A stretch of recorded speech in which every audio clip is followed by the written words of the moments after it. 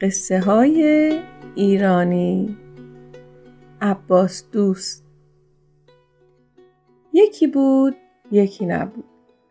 روزی پسر یکی از حاجی ها دم در دکونش نشسته بود. دید یه دختر ماه پیکر دکون به دکون گدایی میکنه تا رسید جلوی دکون اون. نگاهی به دختر انداخت، دید تو خوشگلی و قشنگی طعنه به ماه و آفتاب میزنه. اما لباساش ژنده و پاره پاره است. گفت ای دختر، چرا با این شکل و سیما گدایی میکنی؟ شوهر نمیکنی؟ جواب داد چند نفر برام خواستگار اومده، پدرم نداده. گفت چرا؟ جواب داد نمیدونم. اما پسر حاجی یک دل نه 100 دل عاشق دختر شد. گفت من پسر فلان حاجیم. این دکونا تا پایین همشون مال منه. منو میپسندی؟ دختر گفت اگه پدرم حاضر بشه من حرفی ندارم.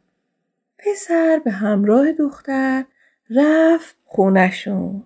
وارد حیاط شدن. دید دستگاه سلطنتیه. دختر از پله بالا رفت و پسر حاجی رو به اتاقی راهنمایی کرد. پسر حاجی وارد اتاق شد. دید پیرمردی با دم و دستگاه مجلل و لباسای گرون قیمت روی کرسی زرنگار مشغول کشیدن قلیونه. اتاق نگو بهشت بگو.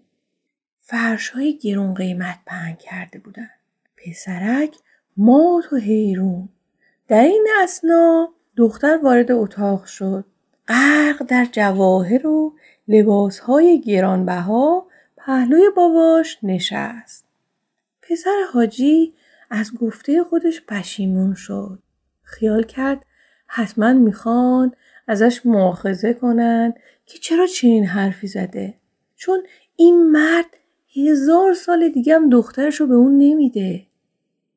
بعد از چند دقیقه پیرمرد به پسرک گفت یقین عاشق دختر من شدی و برای همین اینجا اومدی. پسر سرشو پایین انداخت و خجالت کشید. گفت خجالت نکش، من حرفی ندارم، اما در این باب اسراری هست که اگه قبول کنی من حاضرم. پسر به ناچار گفت بفرمایید تا ببینم میتونم یا نه. پیرمرد گفت اسم من عباس دوسته. شغل من و تمام عائله من گداییه. من دامادی میخوام که تو علم گدایی مثل من بی‌نظیر باشه. اگه حاضری گدایی کنی و مالی به دست بیاری، من تو رو به دامادی خودم قبول میکنم و الا که نه. پسرم که خیلی عاشق بود گفت من حاضرم. گفت پس برو، هر موقع از پول گدایی 100 تومن آوردی داماد من میشی. پسر رفت. پس از 3 روز 100 تومن پول گرفت و اومد منزل عباس دوست. همین که چشم پیرمرد بهش افتاد گفت نه، این پول از دکونای شماست، پول گدایی نیست. گفت از کجا میدونی؟ پیرمرد گفت از رگ پیشونیت فهمیدم. گدا تو پیشونیش یه رگی داره که باید بترکه تا بتونه گدایی کنه. تو هنوز به اونجا نرسیدی. واقعا دوست داری گدا بشی و با دختر من ازدواج بکنی یا نه؟ اگه میل داری من علمشو به تو یاد میدم. بعد از تو امتحان میکنم. هر وقت خوب امتحان پس دادی من حاضرم و الا نه. پسر قبول کرد و شب اونجا موند.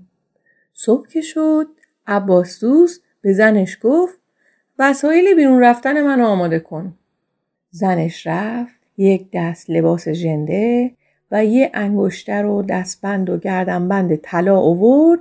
پیرمرد لباس رو پوشید، این طلاها رو توی کهنه بست و به جیب گذاشت و به پسر گفت بیا بریم. اون پیش و پسر پشت سر.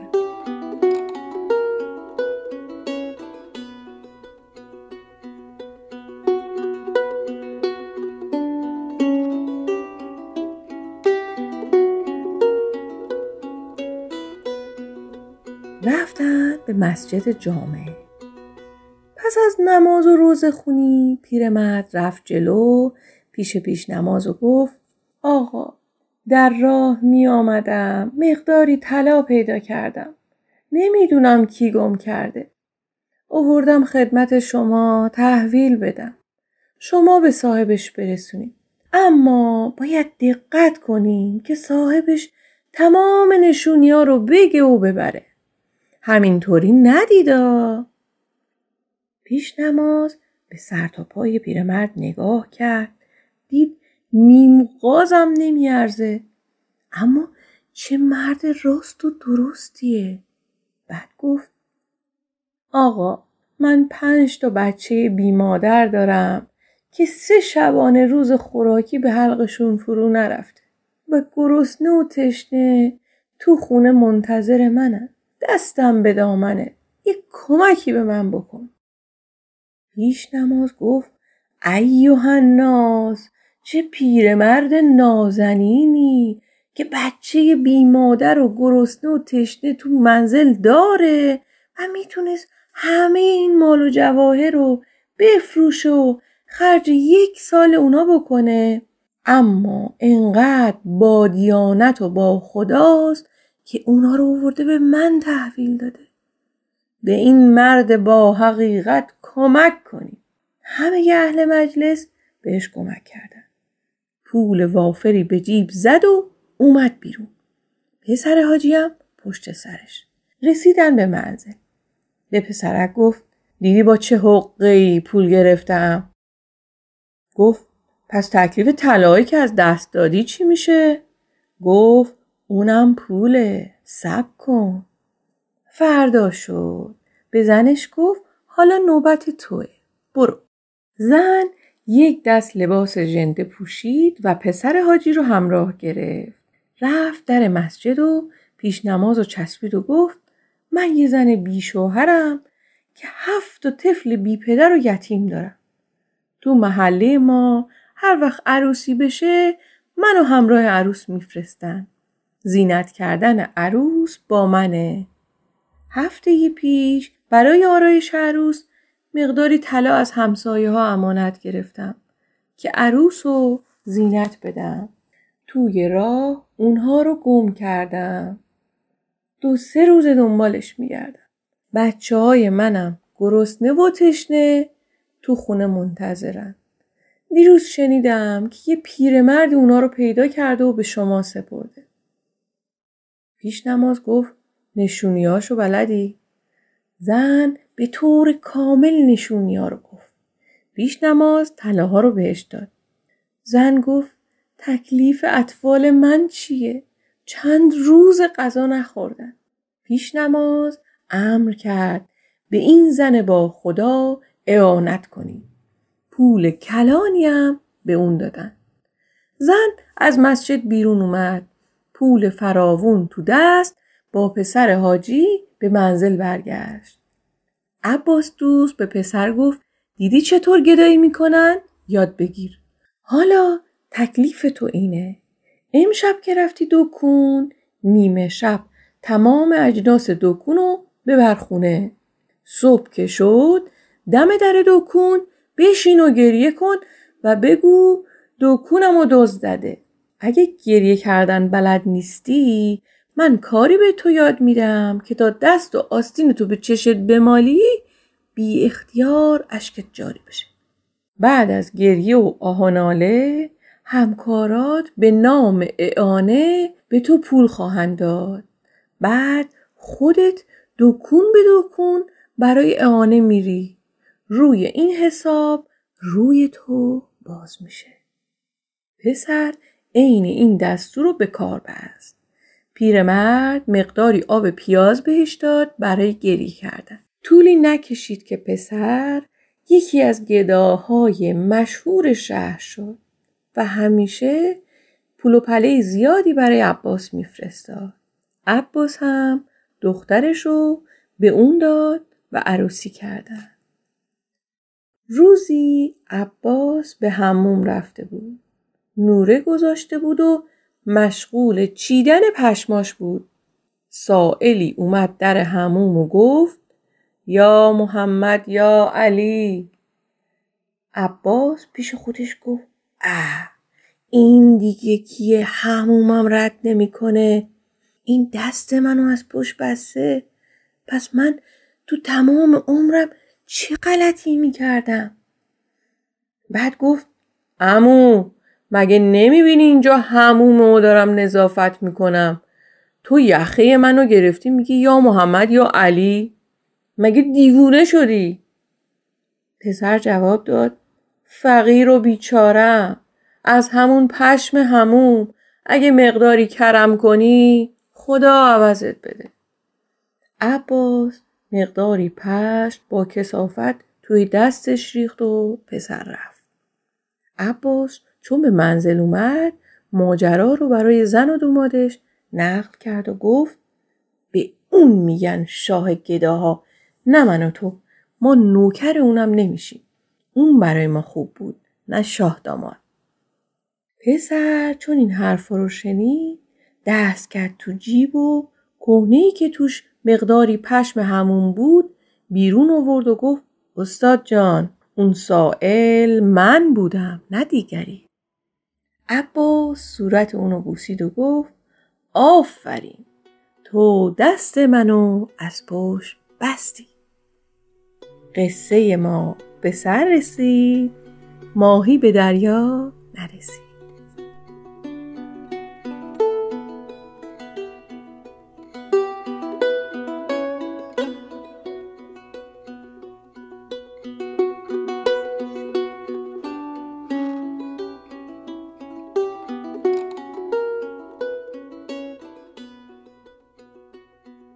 من حدود 5 ساله که از شنوتو به عنوان میزبان پادکستم استفاده میکنم و فعالیت اونا رو میبینم که تو این بحران وضعیت اینترنت که همه باهاش آشنا هستید تلاش میکنن خدمات خودشون رو گسترش بدن.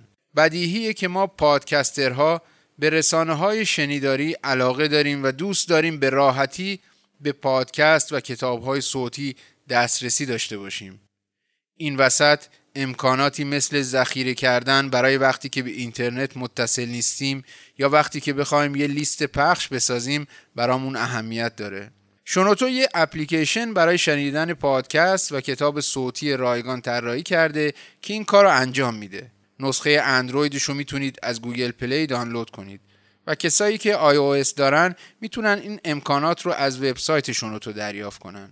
یه نسخه شنوتو پلاس هم دارن که با خریدن اشتراک فعال میشه که علاوه بر پخش آنلاین و ساختن پلیلیست و کلی فیچر نامحدود یه مجموعه کتاب و پادکست جدید توش ارائه میکنه.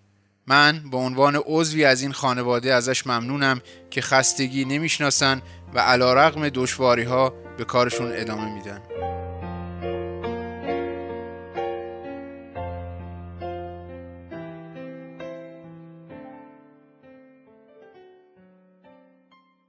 من محسن سعادت هستم و این 129مین اپیزود قصه های ایرانیه. من با همکاری فاطمه نیازی تو این پادکست هر ماه یک قصه شفاهی انتخاب میکنیم و برای شما میخونیم. از نظر ما قصه های شفاهی که تا امروز باقی موندن میراث فرهنگی، هنری و خیال پردازی اجداد ما هستند.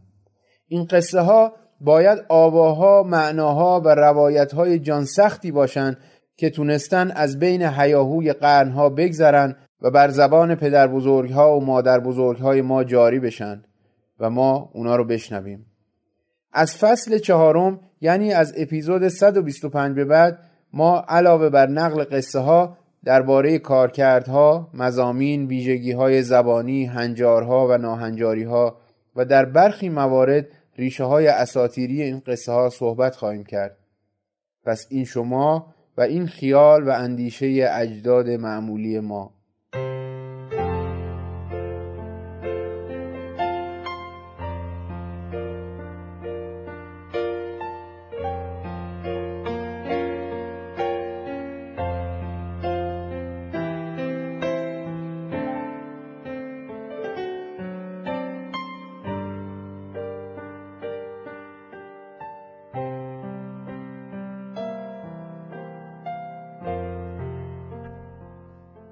شما تو بخش اول قصه عباس دوست رو با صدای فاطمه نیازی شنیدید. از فاطمه نیازی ممنونم و امیدوارم شما هم از شنیدن این قصه لذت برده باشید. این قصه از جلد اول کتاب قصه های ایرانی با عنوان گل به صنوبرچه کرد گردآوری ابوالقاسم انجوی شیرازی انتخاب شده بود. راوی این قصه زندیاد محمد قاسمی 53 ساله با شغل مدیر مدرسه از روستای امامزاده قاسم شهسوار بوده که در بهمن ماه 1349 این قصه رو روایت کرده. او 1 سال بعد در سال 1350 از دنیا رفته و گویا این قصه از آخرین یادگاری های او به جهان ما بوده. از محمد قاسمی سپاسگزارم و از اینجا به بازماندگانش و اهالی روستای امامزاده قاسم با قدمت حدود 1000 سال درود میفرستم. در ضمن اگه گذرتون به این روستا افتاد میتونید از بقعه امامزاده قاسم که گویا به قرن 4 هجری تعلق داره دیدن کنید.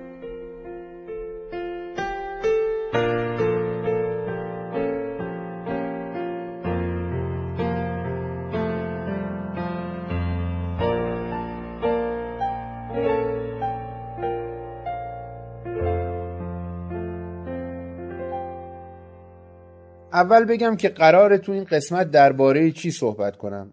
قبل از هر چیز من طبق روال چند اپیزود اخیر ابتدا درباره طبقه بندی این قصه در کتاب طبقه بندی قصه های ایرانی نوشته اولریش مارزولف حرف میزنم.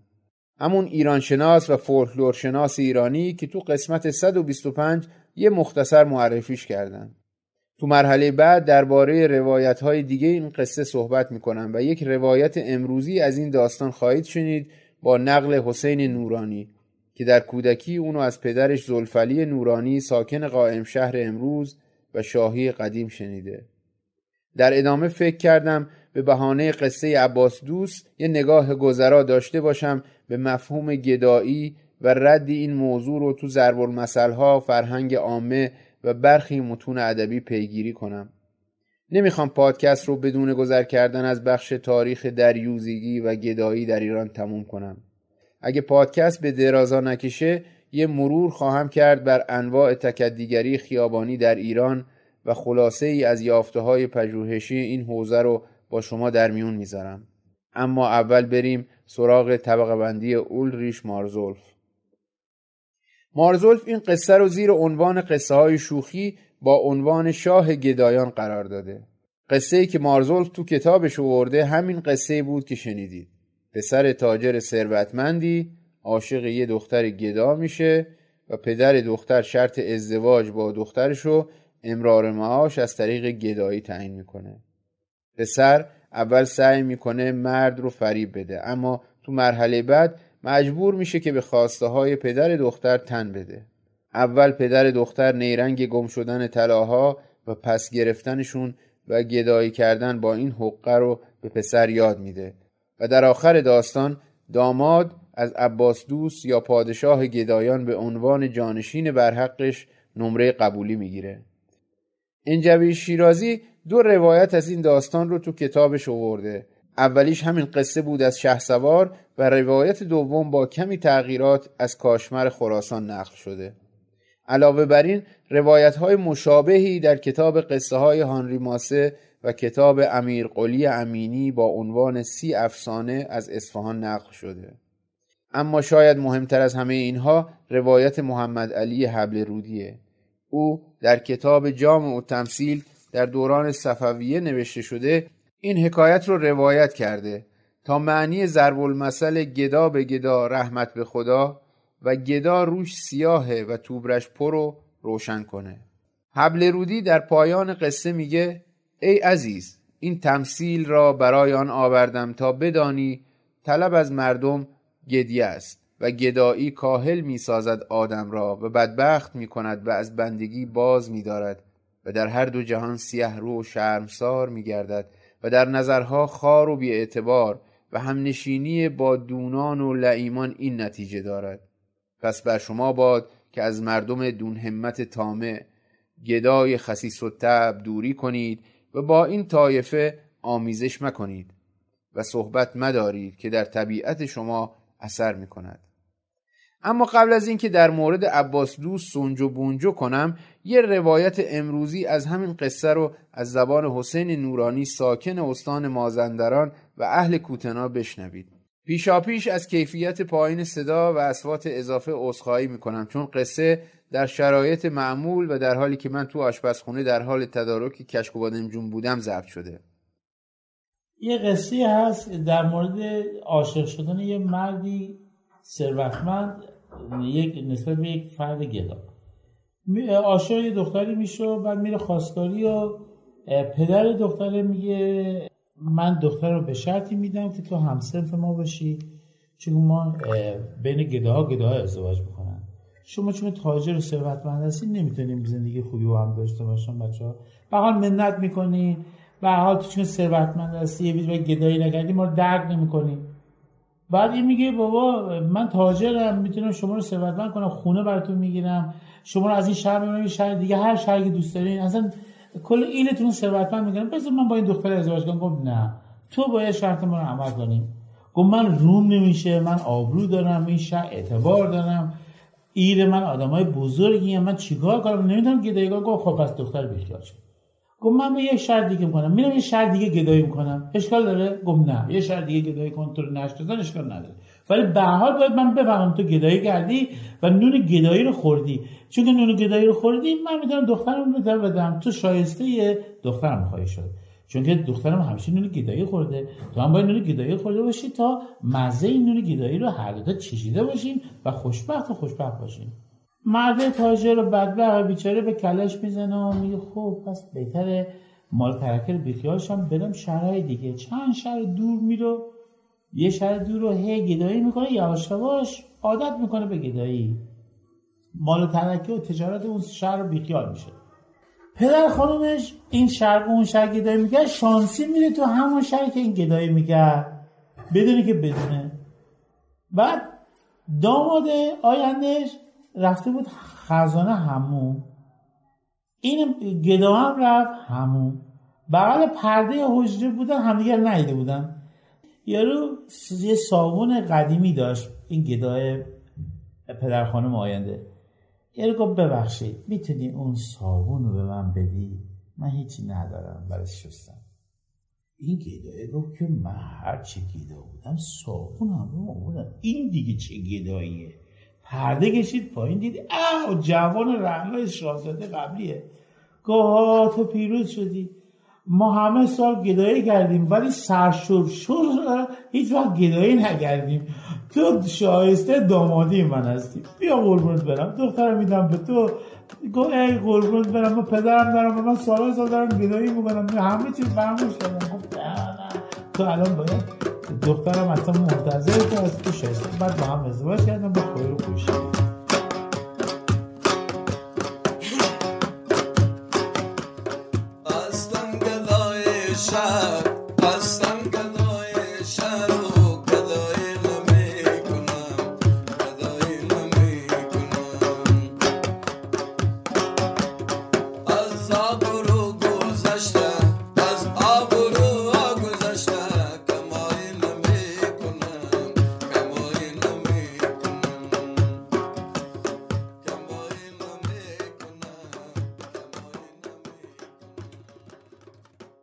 حالا وقتشه بریم ببینیم این شخصیت عباس دوست از کجا سر و کله‌اش تو ادبیات شفاهی و متون ادبی پیدا شد.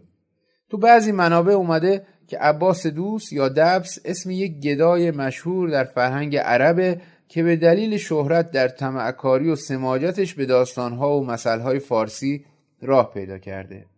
از زندگی این گدای مشهور اطلاع دقیقی در دست نیست، اما اسمش تو متون ادبی تا سده 5 قمری یا 11 میلادی دیده شده. بعضی اونو عرب و از قبیله دوس میدونن که قبیله‌ای در سرزمین یمنه. البته در بعضی منابع اونو از اهالی اصفهان میدونن. تو فرهنگ قیاس اللغات که یک فرهنگ فارسی متعلق به حدود 200 سال پیشه، نوشته شده که عباس دبس نام گداییه که بسیار مکار و مضحک بود و همین دلیل حدس میزنن که ممکنه اون یکی از دلقکان اون روزگار بوده.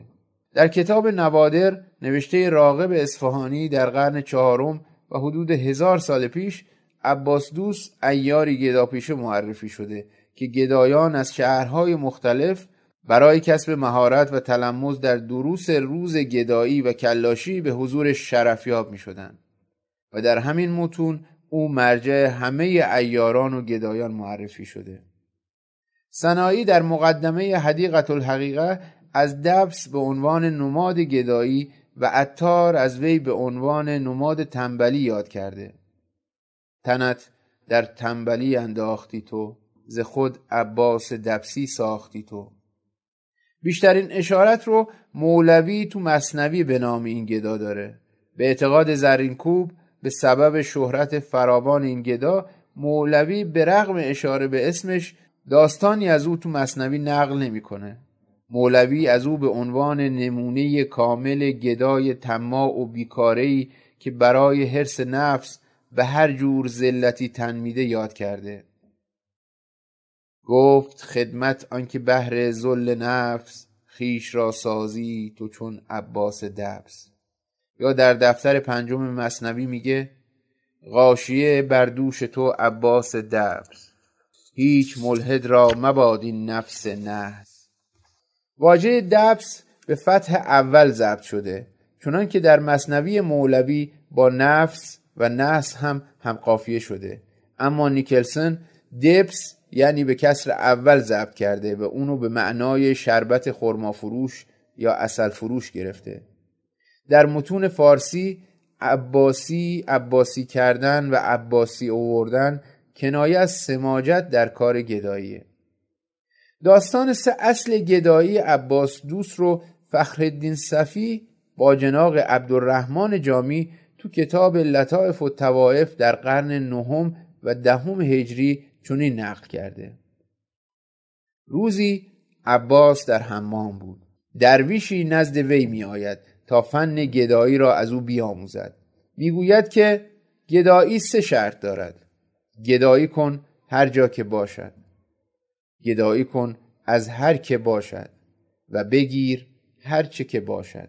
درویش سپاسگزاری می کند و می گوید آموختم. پس عباس از حمامی تیغی می گیرد و به نورخانه، منظور همون واجبی خونه، و به نورخانه می رود تا موی زائد بدن را بزداید. درویش پیش می آید و می گوید چیزی در راه خدا به من بده. عباس می گوید حمام و گدایی. درویش می گوید هر جا که باشد. عباس می گوید گدایی از من؟ می گوید از هر که باشد. عباس می گوید مقداری موی زائد دارم. درویش می گوید هر چه که باشد. عباس می گوید آفرین بر تو شاگرد کامل که با یک تعلیم از استاد خود پیشی گرفتی. مثل سمنانی عباس دوسه از واجبی هم نمیگذره به این داستان اشاره داره. بعضی از ضرب المثل‌های دیگه که به واسطه نام و رفتار عباس دوس به زبان فارسی راه پیدا کردن ایناست. از عباس دبس گداتره. بزرگیش به نواب میمونه، گدایش به عباس دوس. عباس دوس به سر وقتش افتاد، یا فلانی بدتر از عباس دوسه. بعد از این مقدمه درباره قصه، روایتاش و مسائل مرتبط با اون، بریم ببینیم واژه گدایی از کجا اومده و به چی اشاره داره. در متون اوستایی گد به معنی خواهش کردن و خواستنه. در هندی باستان گویدیو به معنی خواهش میکنم اومده و در فرهنگنامه ها معنای دریوزگر، فقیر، مسکین و سائل رو ذکر کردن. یعنی گدا کسیه که در برابر همه زبان به سوال باز میکنه.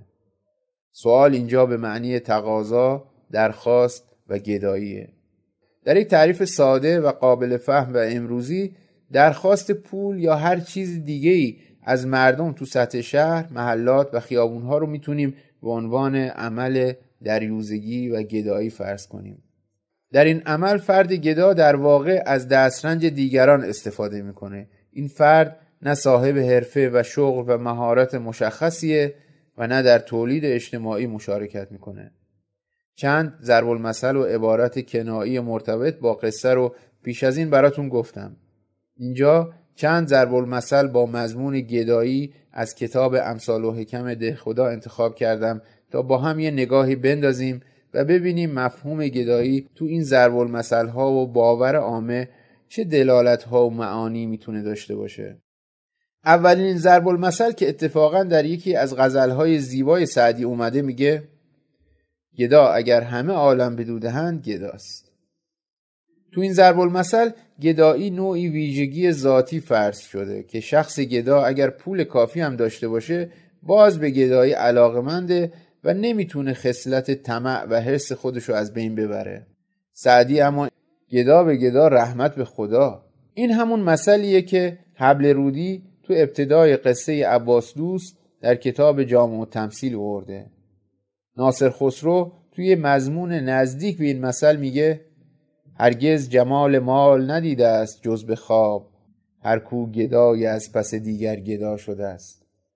ضرب المثل بعدی به موهبت ناتوانی فیزیکی تو فرد گدا اشاره میکنه و میگه: گدا بهر طمع فرزند خود را کور میخواهد. صاحب تبریزی نوشته: فلک با تنگ چشمان گوشه چشم دیگر دارد که چون فرزند کور آید شود چشم گدا روشن. یا توی بیت شبیه مضمون کتاب‌های موفقیت امروزی میگه: بسا شکست که از او کارها درست شود، کلید رزق گدا پای لنگ و دست شل است. بررسی تکدیگری در ایران نشون میده که تو سالهای پیش از این متکدیان برای جلب ترحم و دلسوزی به خودشون آسیب میزدن یا با فریب معلولیت فیزیکی رو جلب میکردن. البته آمار و اطلاعات موجود حکایت از این داره که در حال حاضر موضوع ناتوانی و معلولیت کم رنگتر شده و تعداد متکدیان سالم افزایش چشمگیری پیدا کرده. ضرب المثل بعدی به معنای مثبت و وجه بی‌نیازی و استغنای گدا اشاره داره و میگه: گدا پادشاه هست و نامش گداست. تو این معنا گدا چیزی برای از دست دادن نداره و بنابراین نگرانی و تشویش هم نداره و در عوض پادشاه و صاحب دولت بودن باعث نگرانی و تشویشه.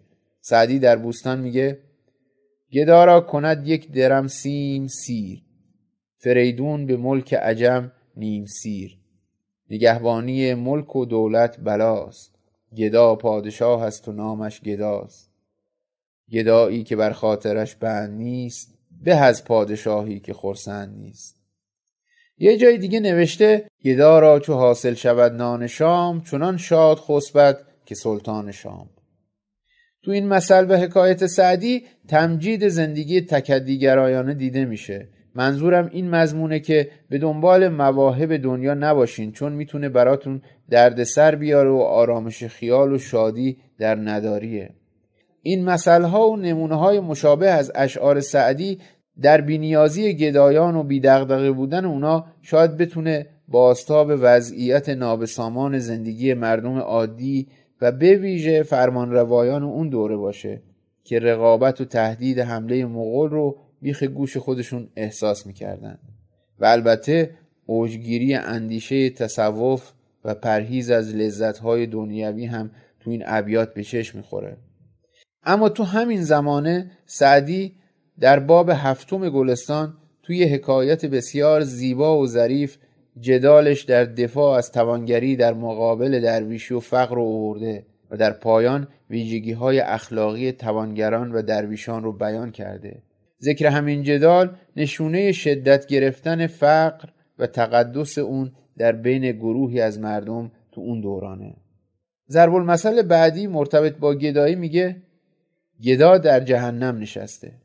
این مثل حکایت از بیقیدی و دنبال مال دنیا نبودن و پذیرش سرنوشت توسط گداست و معناش اینه که انسان فقیر و تنگ دست هیچ چیز براش مهم نیست. یعنی وقتی شما در جهنم باشی دیگه هیچ اتفاقی نمیتونه شما رو ناراحت کنه.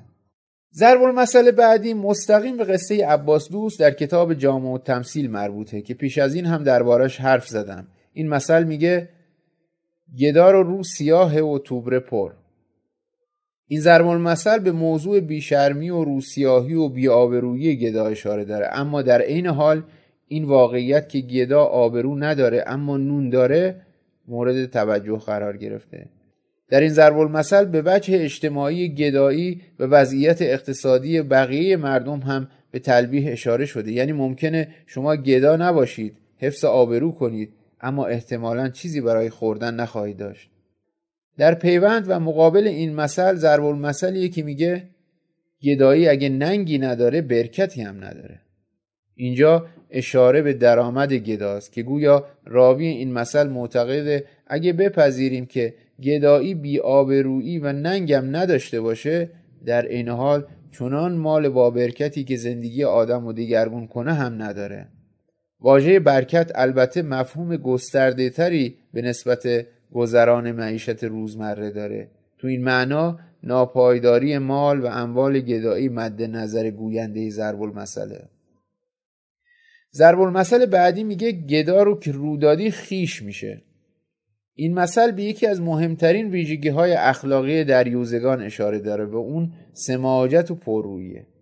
راوی این مثل معتقده اگه با گدایی خوب برخورد کنید خودش رو با شما قوم و خویش میبینه و دیگه دست از سر شما بر نمیداره. البته چند تا ضرب المثل دیگه مشابه با همین مضمون وجود داره که احتمالاً شنیدید. گدا رو که رو میدی صابخونه میشه. گدا رو گفتن خوش اومد، توبره رو کشید پیش اومد. ضرب المثل بعدی میگه گدا رو نمیتونه ببینه. این مثل هم به رقابت گدایان از گذشته دور اشاره داره.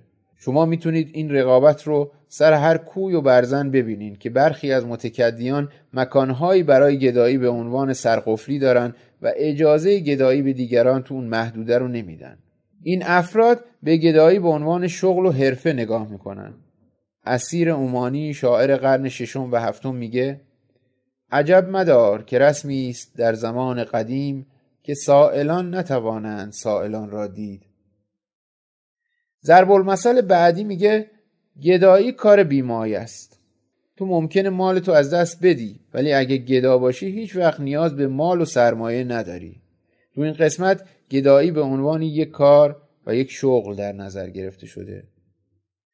ضرب المثل بعدی یک ظاهر متناقض نما و پارادوکسیکال داره. میگه گدایی کن تا محتاج خلق نشی. انگار هر کاری بکنی ممکنه در نهایت محتاج آدم ها بشی، اما گدایی کاریه که از اساس تو رو از وابستگی به آدم ها رها میکنه. محتاج خلق اینجا کنایه از مجبور شدن به کاریه که دیگران از تو میخوان. سنایی میگه به گدایی بگفتم ای نادان، دین به دونان مده ز بهر دونان. ابلهانه جواب داد از صف که از پی خرقه و جماع و علف. راست خواهی بدین تلنگ خوشم، این کنم به که بار خلق کشم. زان سوی کدیه برد آز مرا، تا نباشد به کس نیاز مرا. تو پایان این بخش مرور برخی ترکیب‌ها و صفات که با کلمه گدا ساخته میشه خالی از لطف نیست. کلماتی مثل گدا صفت، گدا صورت، گدا چشم، گدا رو، گدا زاده، گدا طبع، گدا فطرت، گدا گشنه، گدا منش، گدا همت و نرگدا. تو این ترکیبات بار منفی گدا در کلمات آشکاره، اما گدایی به یک صفت روانی یا ذاتی تقلیل پیدا کرده. گویی گروه و دسته‌ای از مردم دارای خصوصیت و صفات گدایی هستند. صفاتی مثل حرص، آز، طمع، خست و زشتی.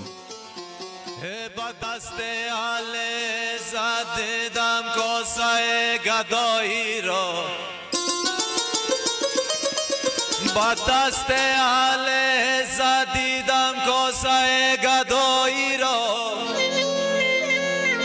گدا گر پادشاه گردد عالم را گدا سازد از پنجه من چاکی گریبان گله دارد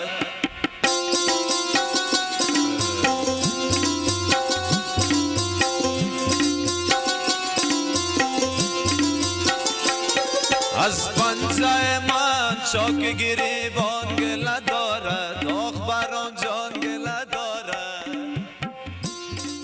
و از گریه من گوشه زندان گله دارد.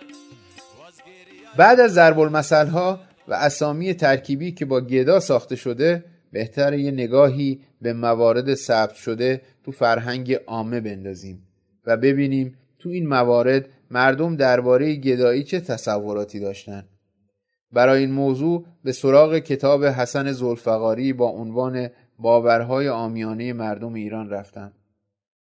کمک به گدایان و فقرا و مستمندان یکی از دستورات دینیه که تو همه آیین‌ها به اون توصیه شده. در دین اسلام به پرداخت صدقه، زکات و کمک به ایتام و مستمندان بسیار تأکید شده. تبریزی ها میگویند گدا را دست خالی بر نگردان، آهش میگیرد. در کلاردشت معتقدند هیچ گدایی را نباید از خانه راند و حتما باید چیزی به او بخشید.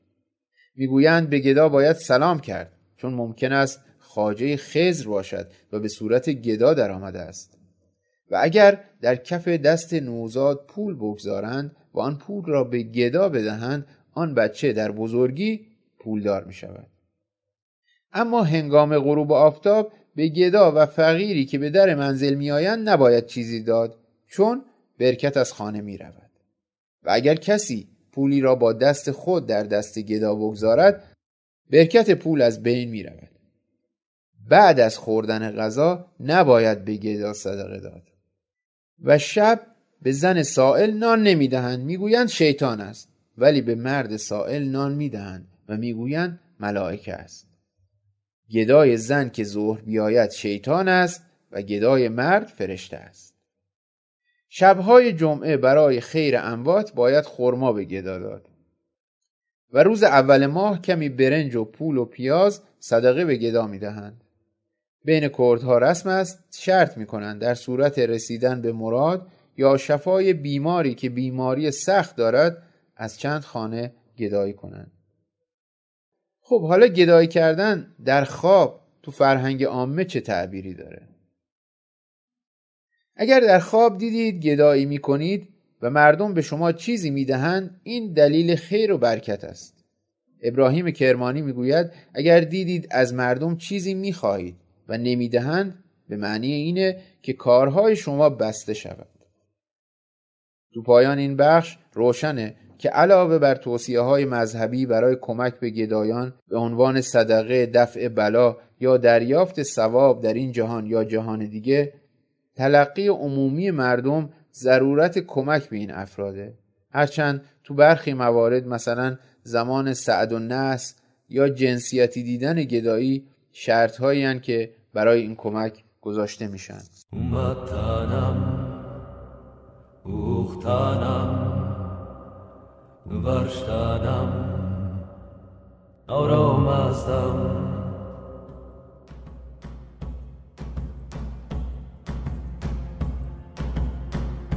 اومدتنم اوختنم ورشتنم آرام هستم اومدتنم اوختنم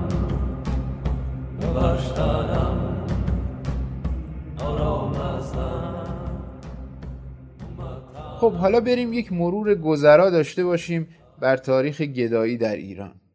در بند 89 اردابیرافنامه متنی متعلق به پیش از اسلام که درباره بهشت و دوزخ سخن میگه نوشته شده که آنگاه روانهای آنان را دیدم که در دوزخ به سبب نزاری خیشتن را به هر سوی می زدند و به سبب تشنگی و گرسنگی و سرما و گرما بر می داشتند و خرفستران، منظورش حشرات و موجودات موذی مثل موش و مار و عقرب که اهریمنی بودند، و خرفستران از پشت، پای و دیگر اندامهای ایشان را می بریدند. پرسیدم و این تنهای ایشان چه گناه کرد که روان چنان گران پادفره برد؟ سروش پرهیزگار و ایزد آذر گویند که این روانهای آن دوروندان است که در گیتی، خورش و جامه بیش از مصرف خویشتن داشتند و به نیکان و شایستگان نیز ندادند و هیچ رادی نکردند و تن خویش و مردمانی را که در تحت سرپرستی ایشان آمده بودند گرسنه و تشنه و بی جامه نگه داشتند و آنان سرما و گرما و گرسنگی و تشنگی بردند. اکنون او مرد و خواسته به دیگر کس ماند. اکنون روان چنان گران پادفره برد از کنش خویش. تو این متن باستانی از کمک نکردن به گرسنگان و مردمانی که تحت سرپرستی اونا هستن سخن به میون اومده. حتی برای کسایی که بیش از اندازه مصرف میکنن و توجهی به سایرین ندارن مجازات سنگینی در نظر گرفته شده، یعنی بریده شدن اندامها توسط موجودات موذی و حشرات. در متون دینی زرتشتی و اسلام تنبلی و گدایی نکوهش شده، اما در عین حال کمک کردن به فقرا و مستمندان توصیه شده. گدایان حضوری همیشگی، پیوسته و پررنگ در دوره‌های گوناگون تاریخ ایران داشتند. امام محمد غزالی در سده 5 هجری تو کتاب کیمیای سعادت در روایت چگونگی دستیابی به مال دنیا برای تأمین غذا، جامه و مسکن به نکته اشاره میکنه که وجود گدایان و رواج پدیده گدایی تو اون روزگار رو به شکل غیر مستقیم نشون میده. اون نوشته مال باید از طریق حلال به دست آید، نه از طریق حرام و شبهه و رشوت و گدایی. مقدسی جغرافیدان سده 4 هجری از نخستین کسانیه که به روشنی از صنف گدایان یاد کرده. مرتضی راوندی تو جلد 3 تاریخ اجتماعی ایران با اشاره به آشفتگی شهرها پس از شکست ایرانیان از اعراب و پذیرش اسلام می نویسه در شهرها عناصر ولگرد و روستاییان همه چیز از دست داده که در فقر و فاقه روز گذرانیده و با درآمدهای اتفاقی زندگی می کردند بسیار بودند. صنف گدایان نیز وجود داشتند.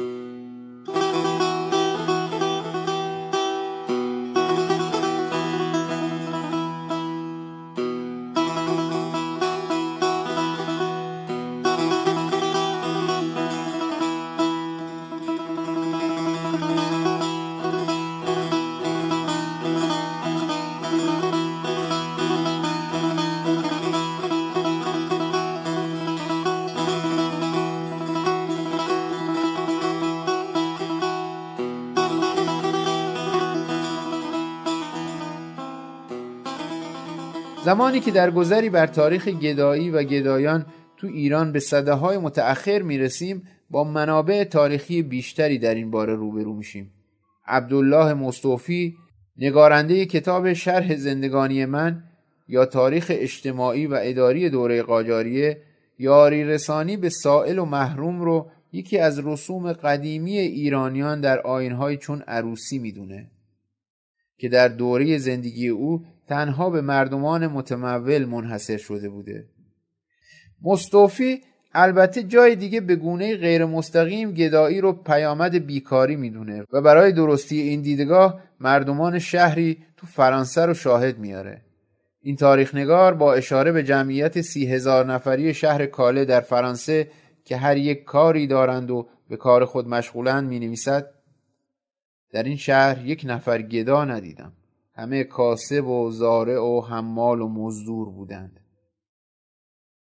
رابرت گرانت واتسون وابسته سفارت انگلیس در دربار ایران در دوره ناصرالدین شاه قاجار تو کتاب تاریخ ایران از ابتدای قرن 19 تا سال 1858 از گروه عظیم گدایان در ایران عصر قاجار یاد میکنه و بر این باوره که بیشتر گدایان ایران افراد با استعدادی هستند که تنها چیزی که ندارند اراده کافی برای فراهم کردن نان برای خودشان است.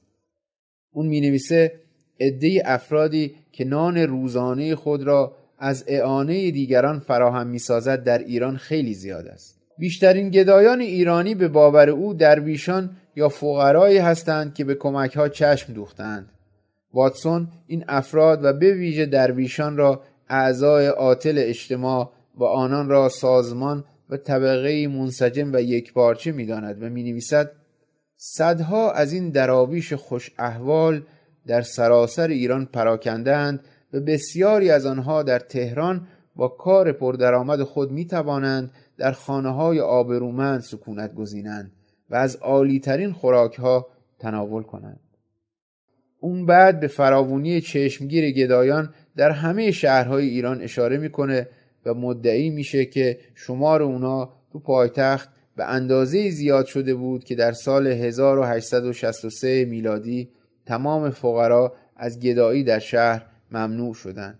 شاهزاده قاجار قهرمان میرزا ملقب به عین‌السلطنه در کتاب روزنامه خاطرات عین‌السلطنه بارها از حضور پررنگ و گسترده گدایان در شهر و جاده‌های ایران عصر قاجار یاد کرده.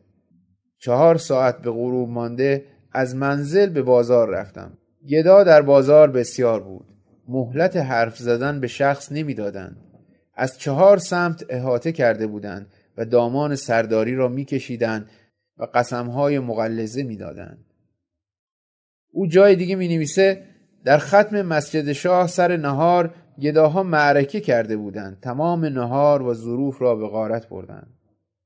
گسترش بیماری‌های همه‌گیر و واگیر، همینطور قحطی و خشکسالی از دلایل فراوانی گدایان تو گذشته بود. همه‌گیری این بیماری‌ها که پیامد ناامنی، جنگ، هجوم بیگانگان، آشوب‌های درونی و بی‌توجهی به بهداشت همگانی بود، گاهی تأثیر وسیعی در افزایش تعداد گدایان می‌ذاشت. عین‌السلطنه با اشاره به شیوع همیشگی وبا و حصبه در جامعه ایران عصر قاجار می‌نویسه اغلب خانواده‌ها به قدری پول دوا و حق القدم طبیب داده‌اند که دیگر نان شب و یک تکه اسباب ندارند. فنای محض شده‌اند و باید گدایی بکنند.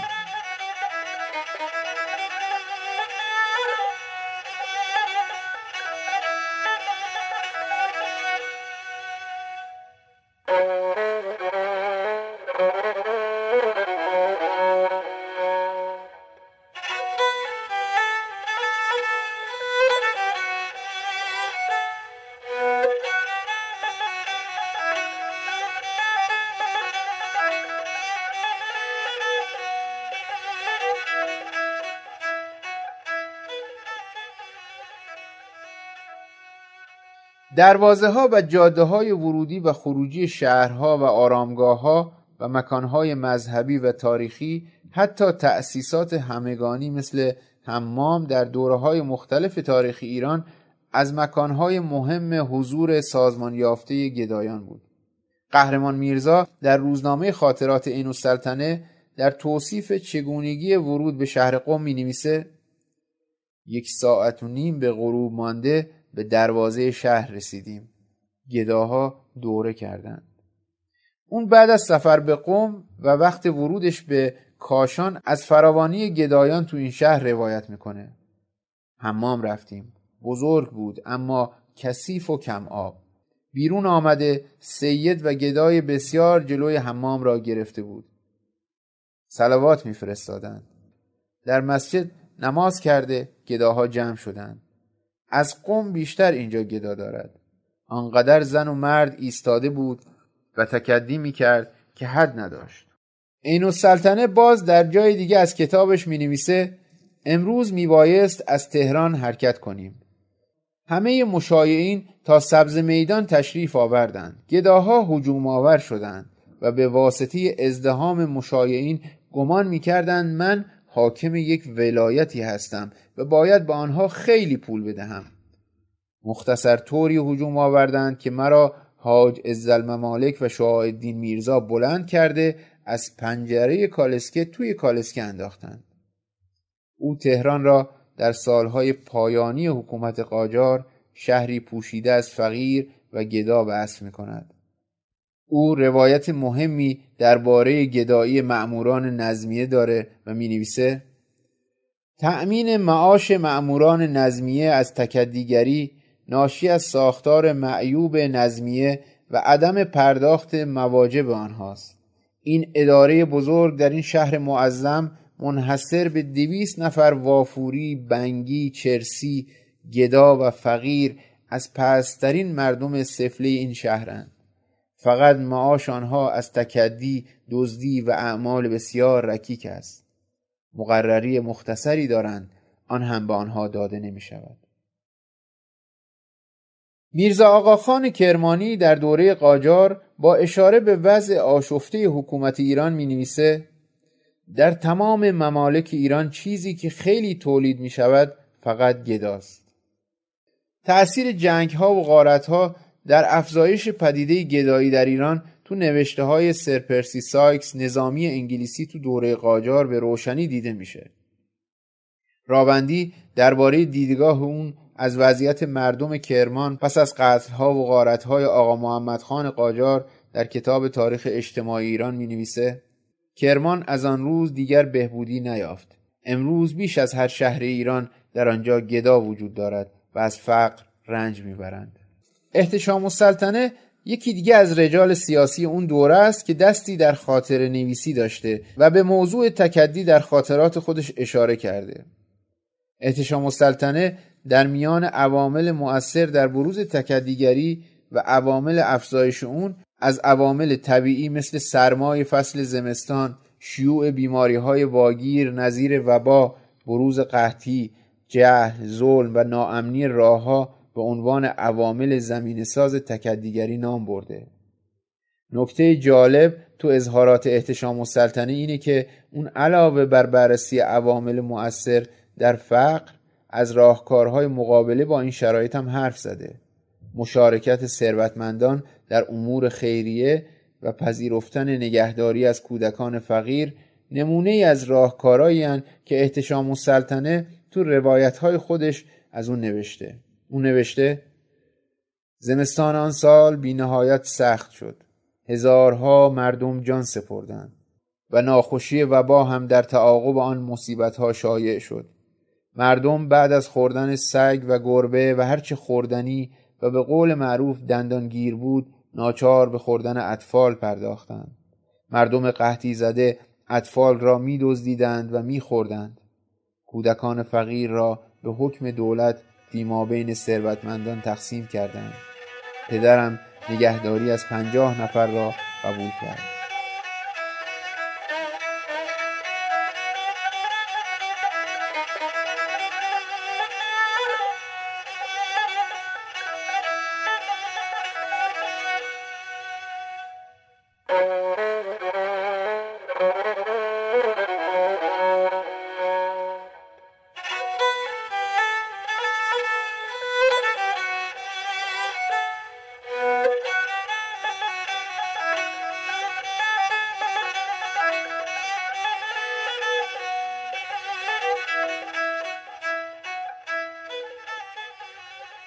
اما پیش از این که بریم سراغ خاطرات جعفر شهری از تهران قدیم، قبلش بشنوید از سیاستمداری در دوره قاجار که در گداپروری شهره بود.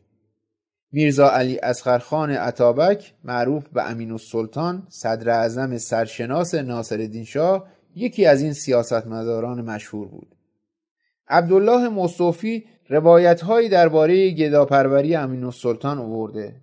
مصطفی گدایان تهرانی را زینت دهندگان معبر صدر اعظم می‌داند. می‌نویسد: صدر اعظم در کالسکه چند مشت شاهی سفید و 5 شاهی و 10 شاهی در جیب می‌ریخت و به هر فقیری می‌رسید از این پولهای کوچک چند تایی به سمت او پرتاب می‌کرد. کالسکه صدر اعظم که در منزلش می‌ایستاد، گداها معبر او را زینت می‌دادند. مرتضی راوندی میگه پاره‌ای از رجال دولت هم در مقام خودنمایی چون از خانه بیرون میآیند مشتی پول سفید و سیاه به زمین پاشیده تا به فقیران و گدایان دهند. اما مخصوصا در دوره صدارت میرزا علی اصغرخان امین‌السلطان بیش از پیش موجبات ترویج گدایی فراهم گشته است. جیمز بیلی فریزر در کتابش که به سفرنامه زمستانی معروفه به طور مشروح درباره گداها صحبت میکنه که در جریان حرکت خودش از تهران به ورامین در همراهی با میرزا ابوالحسن خان ایلچی شاهدش بوده. تو این سفر اونا با هجوم گداهای زیادی مواجه میشن که با قصد گرفتن صدقه سر راه این مأمور سیاسی انگلیسی جمع میشن. میرزا ابوالحسن خان بسته ای از سکه های کوچک رو از قبل آماده کرده بود که در هنگام حرکت بین اونا پخش میکرد. گدایان با فریاد آمیخته با دعا و درخواست اونا رو بدرقه میکردن. فریزر به گدایان و فعالیت اونها اشاره کرده. در جعفرآباد با گدای حرفه‌ای روبرو میشه که عضو دسته‌ای بوده که فریزر پایه‌گذار اونو شخصی به نام عباس دوست یا دوبس معرفی میکنه که گویا دباغ بوده. محل اقامت این گروه اصفهان بوده و از اونجا اعضای خودشو به سراسر کشور میفرستاده. مشخصه که این روایت فریزر با داستان عباس دوست که ما شنیدیم ارتباط داره. اما جعفر شهری در دو مجموعه تهران قدیم و تاریخ اجتماعی تهران در قرن 13 چشماندازی تکان دهنده از تکدیگری در عصر قاجار و اوایل دوره پهلوی با جزئیات ارائه میده. اون تو این آثار به ترفندهای گدایان در معابر عمومی برای ایجاد ترحم عابران و اخاذی اشاره میکنه. جعفر شهری تو این زمینه از شگردهایی مثل تغییر شکل دادن اندام، ناقص کردن عضو و ایجاد جراحات روی جوارح و اندامها یاد میکنه. بر اساس اظهارات شهری برخی از متکدیان قسی القلب برای پول و جلب رقت بیشتر بینندگان بدن خود و فرزندانشون و حتی کودکانی که از بچه دزدها می‌خریدن مجروح می‌کردن. تولید جراحت روی اندامها با مواد اسیدی، آتش و آب جوش انجام می‌شده. بعد جراحت رو به صورت باز و در موضع مشمئز کننده که آب و چرک و خونابه از اون سرازیر می‌شد با فریاد و ناله‌های جانخراش خود در معرض دید قرار می‌دادند. چنانچه فرد خیرخواهی برای مداواشون اقدام می‌کرد بین راه یا از مریض خونه فرار می‌کردند.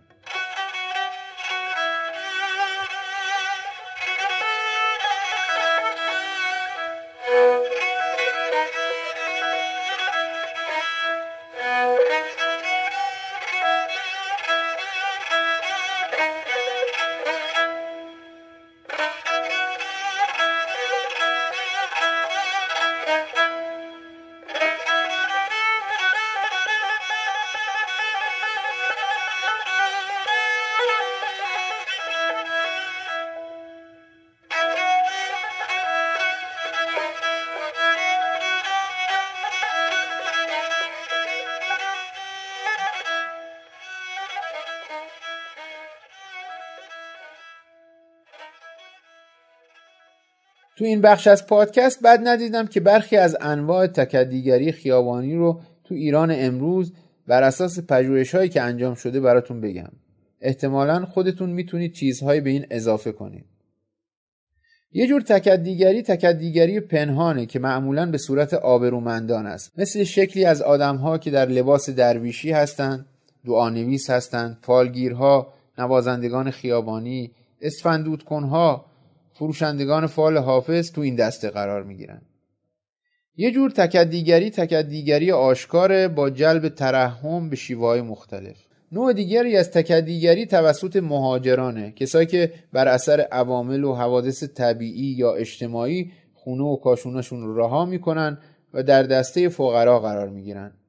معمولاً به صورت آواره یا تبعی بیگانه و مهاجران خارجی دیده میشن. یه جور تکدیگری تیمیه. معمولا زیر نظر یک کارفرما کار میکنن و در مقابل مزد نقدی یا هزینه خوراک و سرپناه دریافت میکنن. تو بعضی موارد بچه‌ها به صورت ناخواسته و اجبار سرپرستشون یا والدینشون مجبور به گدایی میشن. جور دیگه از تکدیگری فقراست، یعنی کسایی که توانایی جسمی دارن اما به دلیل بیکاری یا نداشتن درآمد کافی نمیتونن نیازهای اولیه خودشون رو تأمین کنن و مجبور به گدایی میشن. شکل دیگه ای از تکدیگری گدایی توسط کسانیه که آسیب جسمی یا ذهنی دارن یا به دلیل سالمندی نمیتونن کاری انجام بدن و ناچار به گدایی میشن. بخش دیگه ای از تکدیگری گدایی کولی ها و غربتی هاست. کسایی که دوره‌گردی شیوه و سبک زندگی اوناست و به شکل تاریخی سنت و فرهنگ گدایی بهشون منتقل شده. این گروه گدایی بخشی از هویتشونه. یه بخش دیگه ای از انواع گدایی به عنوان یک کار پوششیه. این دسته یک گروه هستن که هدف اصلیشون انجام اعمال مجرمانه مثل توزیع مواد مخدر، سرقت و فحشاست و گدایی نوعی پوشش برای این قبیل فعالیتاشونه. قبل از اینکه این قسمت رو به پایان ببرم یه مروری میخوام بکنم بر یافته‌های پژوهشی درباره گدایی در ایران تو اواخر دهه 80 که این پژوهش تو سال 1390 منتشر شده. PDF شو میذارم براتون تو کانال تلگرام گیوم باز. اولیش اینه که بیشترین متکدیان دستگیر شده در استانهای هرمزگان، خراسان رضوی، استان فارس و سیستان و بلوچستان بودند و تهران به دلیل نقص آمار تو این گروه قرار نگرفته و میشه حدس زد به دلیل مهاجرپذیری تهران میتونه تو این گروه قرار بگیره. یافته دیگه نشون میده که تکدیگری همچنان پدیده مردونه است و درصد کمی از متکدیان رو زنان تشکیل میدن. متکدیان عموماً میان سال، پیر و متأهل هستند، هرچند که تو سالهای اخیر افزایش نسبت گروه‌های سنی زیر 30 سال هم هشدار دهنده به نظر میاد. در پژوهش‌های دهه 70 فوت همسر یکی از دلایل اصلی تکدیگری بوده، اما تو دهه 80 نقش طلاق برجسته‌تر شده. از نظر تحصیلات بیشتر متکدیان بیسوادن، اما نرخ بیسوادی اونا با گذشت زمان به سرعت کاهش پیدا کرده. از نظر سلامت جسمی میشه گفت بیش از نیمی از متکدیان سالمن و تنها درصد کمی از اونا بیمار یا معلولن و در پژوهش‌های اخیر این موضوع بیشتر مشهوده. در اغلب پژوهش‌های انجام شده اکثریت متکدیان مهاجر هستند. اغلب متکدیان پیش از اقدام به تکدیگری دارای شغل بودند و درصد کمی از اونها از ابتدا هیچ شغلی نداشتند. و آخرین موضوع این که تکدیگری در حال مبدل شدن به یک شغل و حرفه است. برای شما که این پادکست رو میشنوید باید بگم که پدیده تکدیگری علاوه بر فرد متکدی، حکومت و سازمان‌های خیریه یه سمت دیگه‌ای هم داره و اون ما آدم‌های معمولی هستیم که با انگیزه‌های متفاوت به متکدیان کمک می‌کنیم. من تو مطالعه درباره همین پادکست متوجه شدم که دو نگرش فرهنگی به امور خیریه در جوامع وجود داره که گاهی در تقابل و تضاد با هم هستند. اولیش فرهنگ انجام دادن کار خیر و صدقه دادنه. این نگرش از سنت‌های دینی و اخلاقی تو جوامع سنتی سرچشمه میگیره که تو تمام دنیا دیده میشه و با احساسات و عواطف افراد گره خورده. اما دومین نگرش فرهنگ حل مسئله است که به جای تأکید بر فضیلت و اخلاق نوعی مهارت تلقی میشه. تو این تفکر افرادی که به دلیل فقر آسیب میبینن نیازمند دلسوزی ما نیستن، بلکه نیازمند یه برنامه‌ای برای حل مشکل خودشون هستن. نمیدونم شما که این پادکست رو گوش میکنین با کدوم تفکر بیشتر احساس تعلق دارید؟ معتقد به ثواب و کار خیر و دفع بلا هستید یا متعلق به نگرش حل مسئله؟ اما هر جور که فکر میکنید امیدوارم بعد از گوش کردن این پادکست با من موافق باشید که تکدیگری ویژگی ذاتی و خصلت روانی افراد نیست و متکدیان و فقرا وسیله‌ای برای پر شدن ثوابدان ما نیستند، بلکه گدایی یک موضوع اقتصادی، اجتماعی و فرهنگی پیچیده است که برای حل اون نیازمند برنامه‌ریزی و تغییر تفکر از حوزه عواطف و احساسات به حوزه عقلانیته. از شما ممنونم که پادکست ما رو گوش میکنید. اگر پادکست ما رو دوست دارید به دیگران هم توصیه کنید.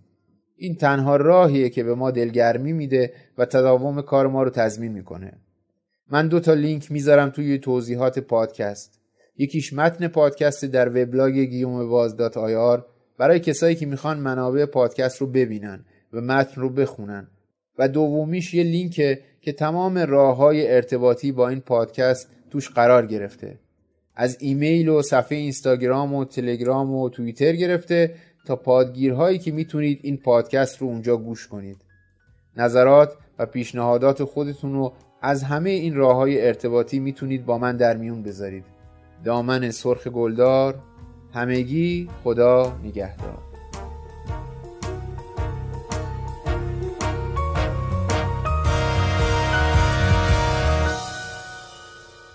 سرشمار ناشماری میشماره هر سری رو غیر اون که تب داره، تو سر سری که رو داره، ورنه سر که تب نداره بسیاره. عکس خوشگلی که روی بیلبورده رفته بالا یک جای جو سر خورده.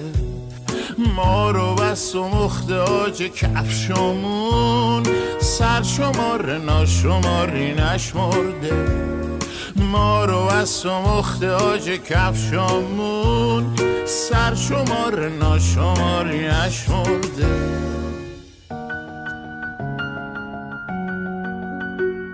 خط و ربط شهر ما چنین زهری قاطی واسه کنجبین.